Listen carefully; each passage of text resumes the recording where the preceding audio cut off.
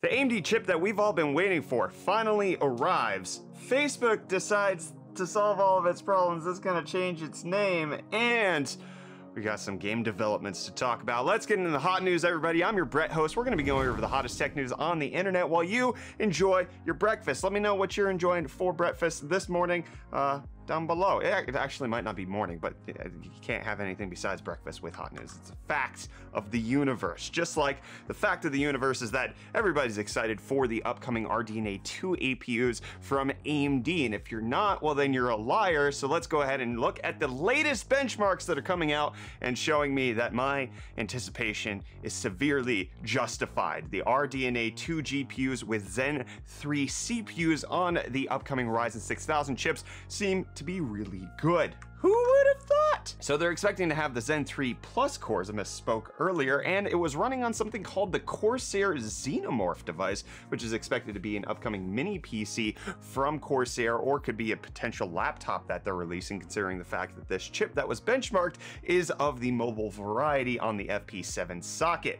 Now, one of the things to note with all of the scores that we're going to be talking about with benchmarks were only run using a single stick of RAM, DDR5 4800 cast latency of 40, which is number one, bad for APUs because you don't have dual channel. And number two, the latency of DDR5, especially at CL40, is going to be pretty gosh dang atrocious. So take some of the CPU performance numbers with a grain of salt, as well as GPU performance numbers. It's running in single channel and on a bad stick of RAM. It could potentially get a lot better as time goes on, and especially since this is an early engineering sample, you haven't seen the last of it yet. But look at those CPU benchmarks. It's actually performing really well against Tiger Lake as well as the Ryzen 7 5800H. It's kind of in the same ballpark, even though it's so severely pulled back by its current setup. But on GPU, it is not. Look at these numbers compared to the GeForce MX 350 as well as Intel's Iris Z DG1. It beats the other chips by 25%, 382%, and 7%, but then also loses in the M-render test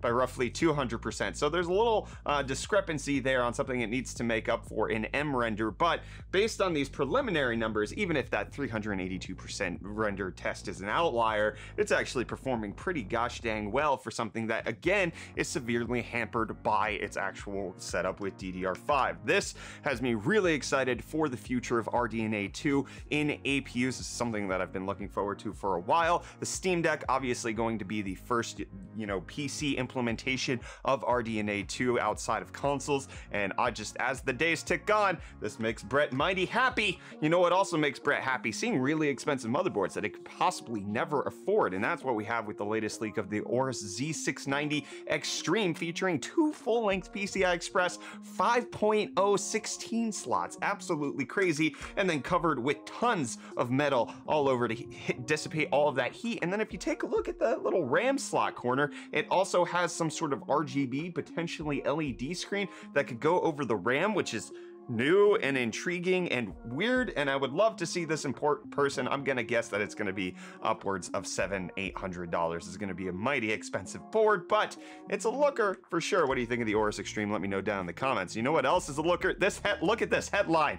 It bothers me a little bit. Intel's Alder Lake chips can hit 330 watts when overclocked, just like their Comet Lake daddies. Why PC Gamer? Why'd you have to go there with the title? I mean, you're giving me valuable information of talking about leakers indicating that Alder Lake, especially when it turbo boosts up to 5.2 gigahertz, is going to be a power consumption monster. But did you have to say Comet Lake daddies? Was it necessary? I don't think it was. And it's not necessary for G.Skill to release the fastest RAM on the face of the planet before it ever even comes out, but that's exactly what we're getting with Trident Z5 DDR5 running at 6600 megahertz cast latency 36. It's the world's fastest setup that's currently out there right now on the Trident Z5. These things, again, I'm not sure what I think of the look, but that's actually a pretty respectable RAM frequency. However, keep in mind at 3600 megahertz, in order for you to compete with what's a currently 3600 megahertz CL16 set of DDR4 RAM,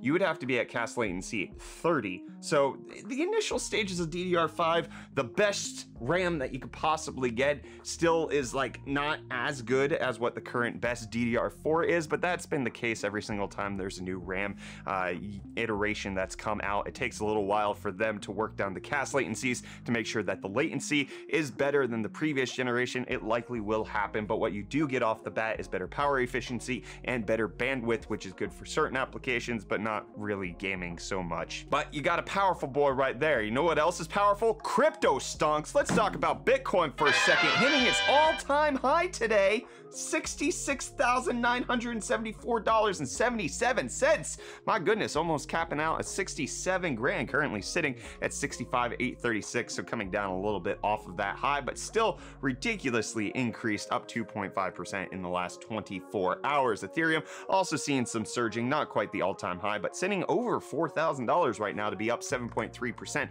on the day. Dogecoin not left out of this surge, up 4.7% to sit at 25.5 cents. Nowhere near its all-time high of 75 cents, because nobody's deranged right now. That's exactly what's going down. GameStop closing down slightly, 1.22% on the day to close at 184.52, and AMC up so slightly 0.2% to close at 40.88. Speaking of big money, PayPal is potentially purchasing Pinterest, my friends, for $45 billion. That alliteration didn't continue, but that's the latest word on the street, that PayPal has submitted an offer for Pinterest to the tune of an absurd amount of money. Why is Pinterest worth this much? Who's still on Pinterest? I remember it surged with like people who wanted to decorate their houses like 7 years ago, but I've tried to like go back to it and it requires an account, and I'm just like, no fam, I'm not gonna do this. Do you know anybody personally who's on Pinterest? Let me know down below in the comments, okay friends?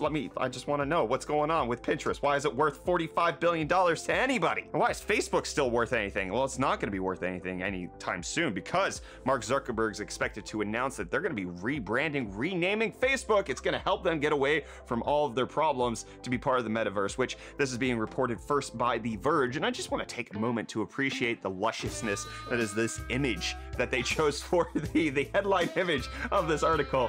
You can't get better than this. That's like pinnacle Mark Zuckerberg. Wow, I love it. Anyways, the report is that we should get an update on what's going on with Facebook either early next week or on the 28th during the Facebook Connect conference, with Mark Zuckerberg making mention in the previous interviews talking about how that it's going to be a metaverse company, not just a social media company. Who the heck knows what that means? I'm not quite sure. This could potentially be part of their ploy to get out of all of the controversy that's surrounding their name at this point. Hopefully that doesn't work. Hopefully, at least in my naivete and, you know, youthful exuberance, I would like it if they rebranded and everybody stopped using them because they forgot how to get to them, and something happens where like the Facebook redirect doesn't work to metaverse.com or whatever it's going to be end up called, and we just all forget about it and we remember the fever dream later on. It's like, oh, hey, you remember when Facebook still existed? That's the future I'm dreaming of. And I was dreaming of a future of Windows 11 where it had Android apps, because mostly Microsoft promised me that, and then it didn't happen at launch. But now it's finally here to the beta testers on the Windows Insider program in case you want to test it out. But only roughly 50 apps where you can actually use them when they've already been curated. It's not available to all Android apps, but at least it's like partially here right now.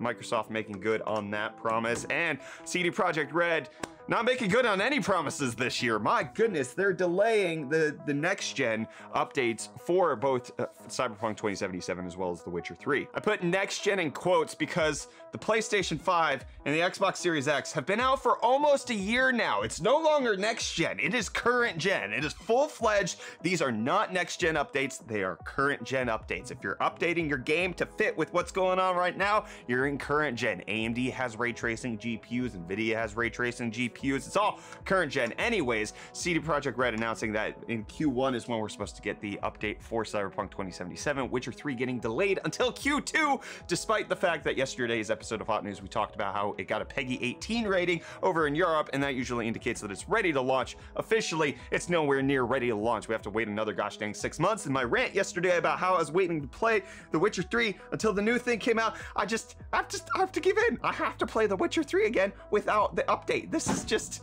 like, I'm gonna have to play it twice. They're not getting any extra money from me. They're just, okay, fine, CD Projekt Red, I'll play your game. And Sony, I'll play your game. God of War on PC, January 14th, 2022. Absolutely, yes, sir, is what I say. It's only $50 on Steam and Epic for one of the best single-player experiences you could possibly ever have. And it's also going to be able to run at 4K, unlocked frame rates, ultra-wide, and it's going to have DLSS support and reflex low latency. It's just the best version of the game that you could possibly play, and it's going to have DualShock and DualSense support over on the PC. This is amazing. I love to see what Sony's doing with bringing all of their PlayStation games over to PC. I want more of this, and even though Sony hadn't already announced this, this almost slightly confirms that GeForce Now game leak that we had a little while ago, where GeForce Now kind of showed off all of the games that were supposed to. There's been several that have come out, like the GTA remasters, that was on the GeForce Now list, and now God of War. One of the things that's supposed to be coming out for PlayStation is also Gran Turismo. However, curiously hidden from that list is Bloodborne, which will disappoint a lot of people, but Nvidia, maybe it was a real list. I'm still thinking it is. You can't get my hopes down on that. And DJI can't get my hopes down with their new camera that just got announced. I wasn't expecting this at all, but it has a built-in gimbal, 8K sensor, and LiDAR focusing. Look at this massive behemoth of awesomeness for production level camera. I'm highly excited about this, which is why I'm including it in hot news. I don't typically talk about camera news, but the Ronin 4D, it's gonna have basically everything you could want as a filmmaker, up to 8K support at 72 frames per second. You can also get one with 6K support. It'll be a little cheaper, and the 8K version comes with 1 terabyte SSD. Starts at $7,200 for the 6K, $11,500 for the 8K, which is a lot of money, but when you put into production cost standards, the fact that it has LiDAR focusing as well as a Ronin stabilizer built in, it's actually a really decent price. And you know what else is a decent price? Free. I like free things, and Brave tries to give you freedom from Google with their browser, and now they're forcing you to use their search engine, which is supposed to, you know, give you privacy. They launched this earlier this year in beta, and now it's going to be the default search engine on the Brave browser. Come on, Brett, you were alliterating earlier. Brett, you can't say Brave browser, Brett? What's wrong, Brew? Okay, moving on from that one. SK Hynix announcing HBM 3 DRAM, which is gonna be absolutely absurd. A single stack speed can go up to 819 gigabytes per second and 24 gigabytes in capacity, which is more than an RTX 3080 with that 819. Considering the fact that previous AMD GPUs that use this were double stacked, we could see speeds of up to 1.6 terabytes in memory bandwidth on GPUs, which would just be, again, absurd. Also very expensive, but if they use HBM3, it would be more power efficient, and hopefully we could get better GPUs for everybody all around, or this is just gonna only exist in data centers, and I'm gonna be a sad boy. But if you have an M1 Mac and you've been wanting to run Linux, you don't have to be sad no longer, because there's a new driver out there that has PCI Express support for the M1 on Linux. This obviously is not everything that you need to use to run Linux on the M1, but it is another step closer. We've already seen implementations of Linux actually running on the M1, or at least booting, and now we have more drivers being developed for it, especially as the M1 Pro and the M1 Max come out. Running Linux on this could be not so much of a pipe dream, but a reality. And this reality is that I'm done with this episode of Hot News. Thank you so much for enjoying your breakfast with me. I will see you tomorrow for breakfast, my friends. You can check out yesterday's episode of Hot News, where we talked about Intel's Alder Lake mobile chips. Some good stuff. I'll see you tomorrow for the last Friday thing that we do. Hot News. Bye.